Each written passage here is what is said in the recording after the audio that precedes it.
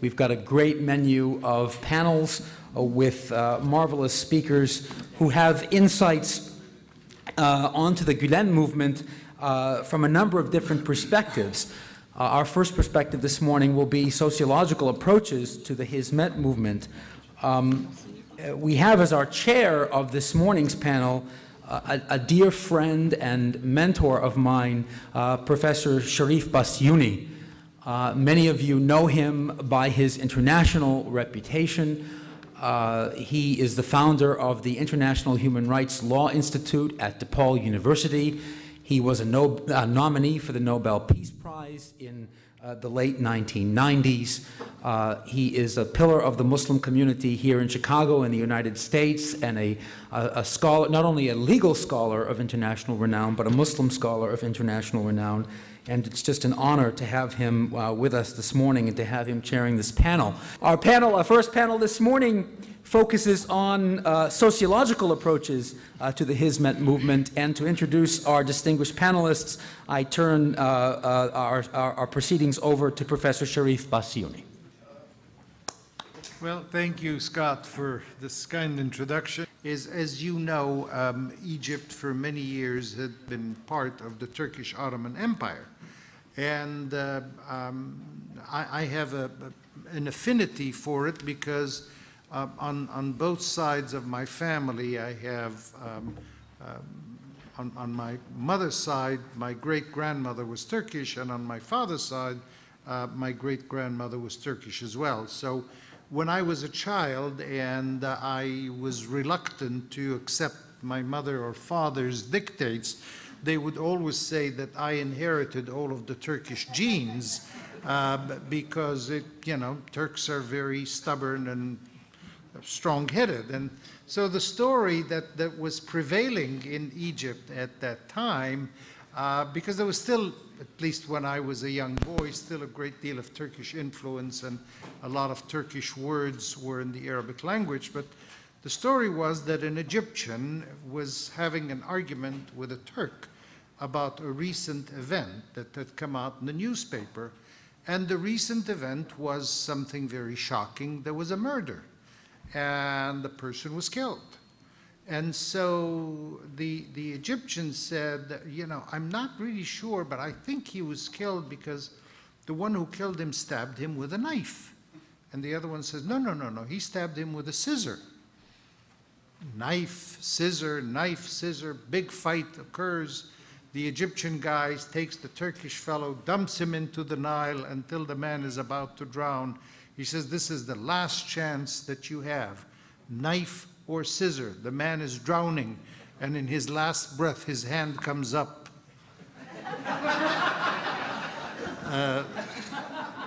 So Turks are pretty strong-willed, let's put it this way.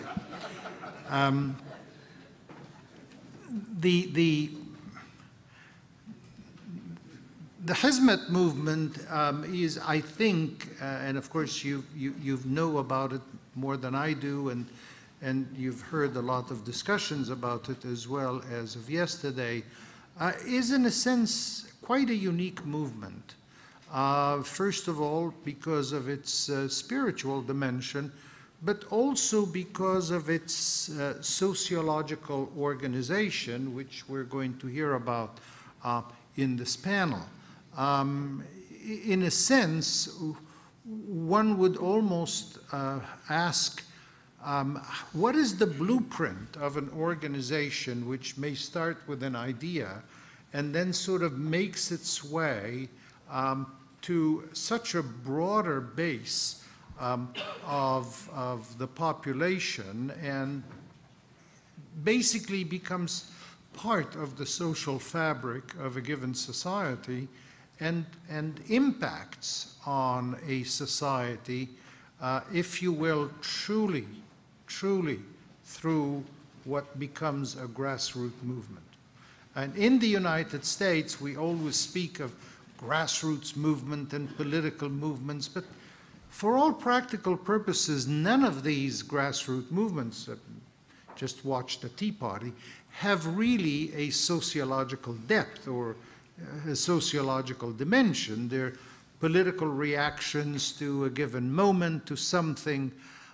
But to have a sociological dimension requires an extraordinary organization and an extraordinary commitment by those who are part of the organization, and also a sense of determination to be able to carry out certain programs with discipline. Again, if you'll forgive me, a humorous note, but it's a real one. That's why the Arabs in the Arab world will never succeed at something like this. There's just total disorganization among the Arabs, too much individualism, lack of discipline, and lack of commitment. They may produce extraordinary minds, geniuses, etc., but always on an individual basis. The secret, if you will, secret in a sense, but the great credit of an organization like that is the ability to work in an organizational sense, but also with a social purpose, a social reality, a social message, and social engagement. So to hear more about it, we are going to have basically three persons. The one who is going to deal first with women in the Hizmet movement. The second is going to be Islamic movements and Amodern networks. And the second will deal with civic engagement, efficacy, and success. Each speaker will speak for approximately 20 minutes, and hopefully we will have about half an hour for question and answers. So without further ado, my great pleasure is to introduce Suveyda Karakaya from the University of Tennessee, who will speak about women in the Hizmet movement, traditionalists or modernists. Please.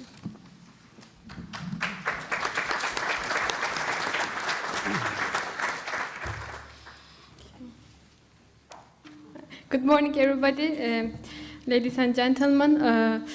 First of all, when I looked over the bios of speakers, I was quite impressed because we have a lot of professors from very prestigious universities, and I guess I am the only student speaker here. So, but I will try my best, and I feel quite lucky and to be honored to be here today in this morning. Today I will talk about women in the Hizmet movement, and in a second I think I will have my presentation. It should be in there. And while he's getting ready, I would like to thank to my dear friend Margaret, Professor Margaret. She helped me a lot and her feedback was quite useful for me for this paper. We see a traditional woman and a modern woman, and I don't know which one better explains Hizmet woman. We will discuss it more. Issues concerning gender roles in Islam in general and in the Hizmet movement attracted considerable scholarly attention. In general, women play an important role in mobilizing people and providing support for social movements. And at the same time, participation of women in these movements has led to relinquishing some traditional roles and detachment from this housewife or motherhood roles.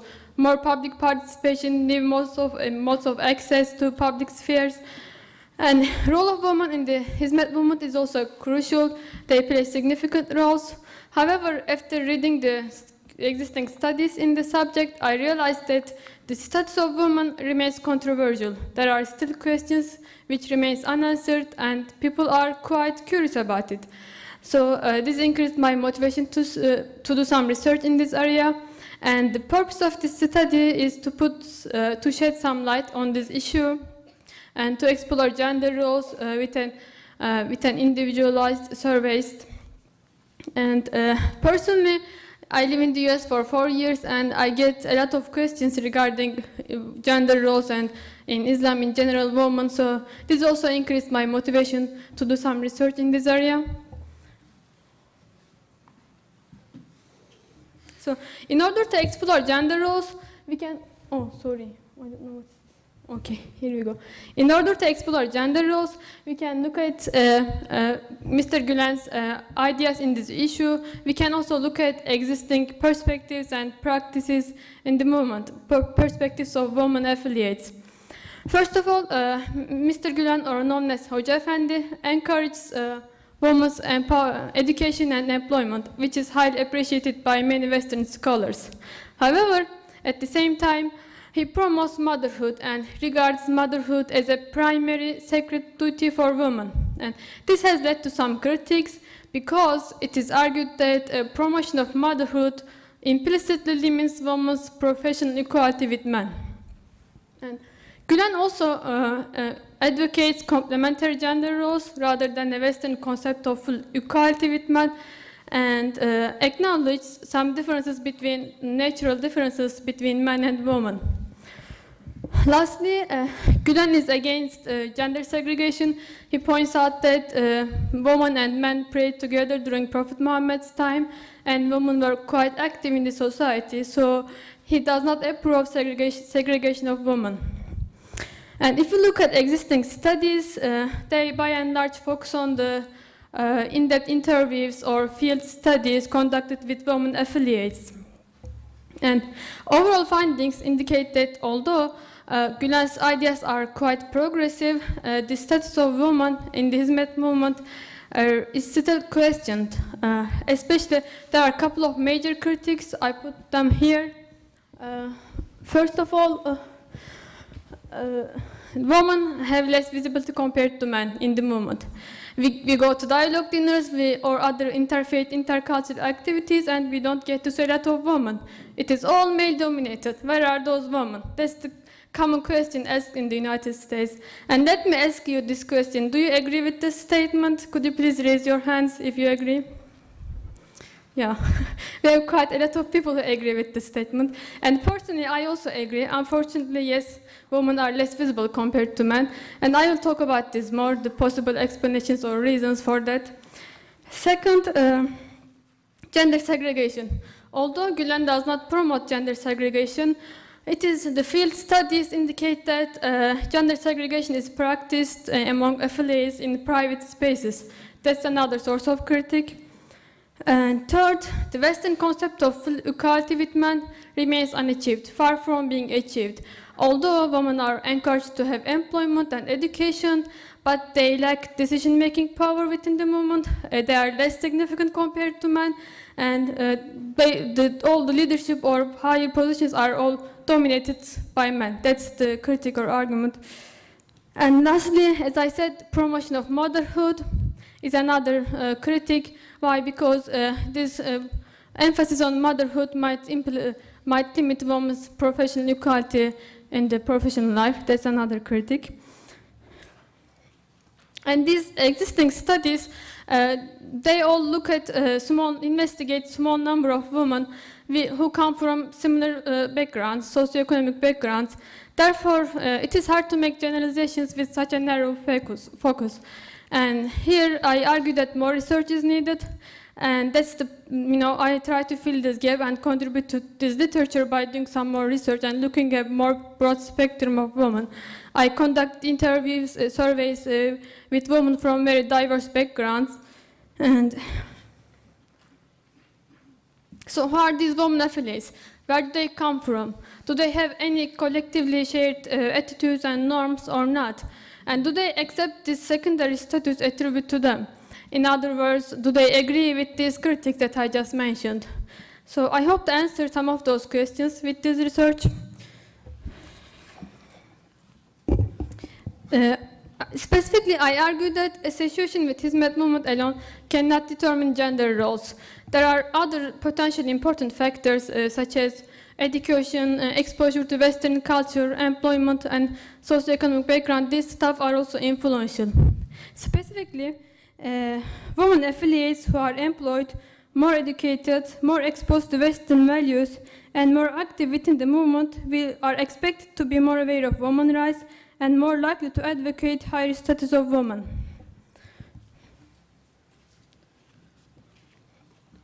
Okay. In order to test my hypothesis, I conducted individual surveys with 252 women during summer 2010. These were distributed through internet and through hard copy distribution. And I utilized 1 to 10 point scale to measure the attitudes about controversial issues. And scores 1 to 4 indicate disagreement, and 5 and 6 indicate neither agreement nor disagreement, and scores between 7 to 10 indicates agreement with this statement. And I also utilized histograms to show the general distribution, and I also used cross steps and ordinary least squares regression to figure out which factors which might be associated with certain attitudes. And here are some demographic characteristics. 60% are single, 40% are, 60% are married, 40% of respondents are single, and the age range between 15 and 59, but they are mostly young women, between 20 and 30 years old. 61% are employed, around 12% are housewives, and 26% are students. And around 12% have primary or secondary school certificates, 48% have college degrees, and 38% are exposed to graduate school. They either have MA or PhD degree, or they are currently pursuing these degrees. And 34% lives in the US, 65% lives in Turkey.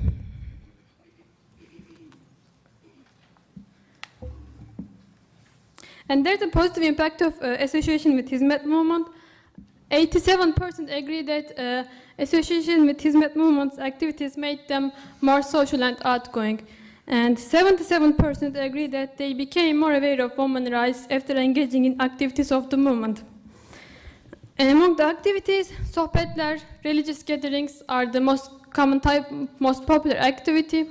And educational programs, seminars, conferences, charity bazaars, and trips to touristic places are other popular activities. And 24% indicated that they hold some leadership positions within the movement, whereas 43% organized activities within the movement. Headscarf is another one of the most commonly debated issues in Turkey. I don't know if some of you might have heard about it. In Turkey, women wearing headscarves are not allowed to work in any state-run industry and to attend universities. There's a headscarf ban, official ban in Turkey. And around 85% of the women affiliates wear headscarves. This is much more, it looks like the headscarf is much more popular among women, Hizmet women, compared to general Turkish women, I would say. However, 66% agree that a Muslim lady can be religious without wearing headscarf, and one can give up wearing headscarf for access to education and work opportunities. So it looks like women affiliates accommodate themselves rather than resisting the headscarf ban. Polygamy is another controversial issue about Islam and women's rights. Therefore, I put some statements about polygamy. And there is a strong anti-polygamy attitude among women affiliates. The rating average of the first statement, which says that according to Islam, men can marry more than one woman if they want to, is only 3 out of 10. Whereas the second statement, which says that I would never ever let my husband to marry a second wife, Islam encourages having only one wife, and polygamy is allowed in only very restricted conditions, is 9 out of 10. And here you see the distribution of responses. The first blue column shows the distribution of responses about headscarf question. As you see, there's an agreement. It's with the idea that headscarves can be relinquished for access to education and employment. And the second column shows the strong disagreement against polygamy, and the last yellow column shows strong agreement with the anti-polygamy attitude. This anti-polygamy norm might be due to Mr. Gülen's progressive ideas. He's also against polygamy, and he discourages such practices. And also it might be due to Turkish law. According to Turkish law, it is forbidden, so no way.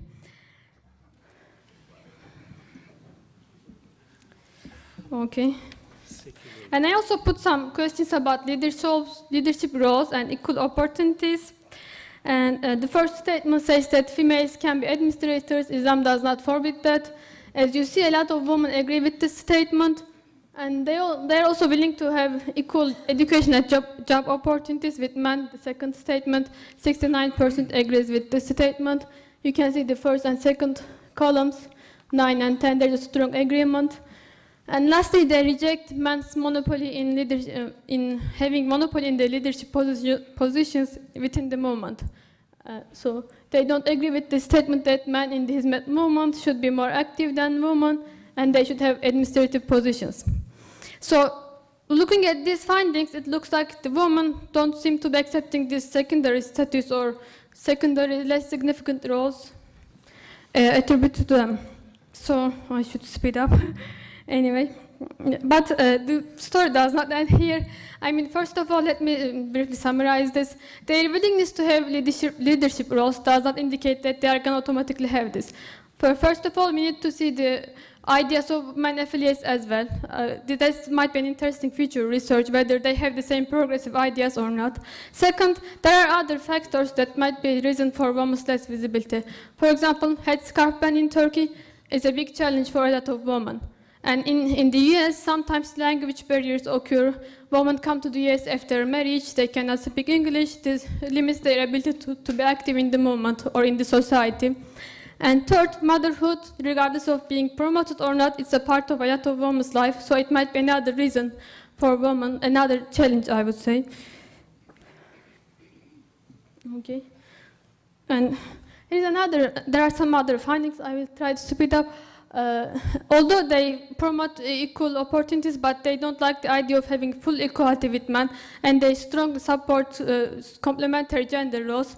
I think this is a reflection of Mr. Gülen's ideas and core Islamic values. So, and I also included a question about motherhood, and here there is no consensus about the motherhood being a primary duty, and about gender segregation as well. There are women who support those ideas and women who disagree. So I made some future research to figure out which factors might be associated with these attitudes. So here is my regression model. As you see, those who... Oh, okay. Somebody told me 3 minutes. I was having a heart attack here. Sorry. Okay, thank you.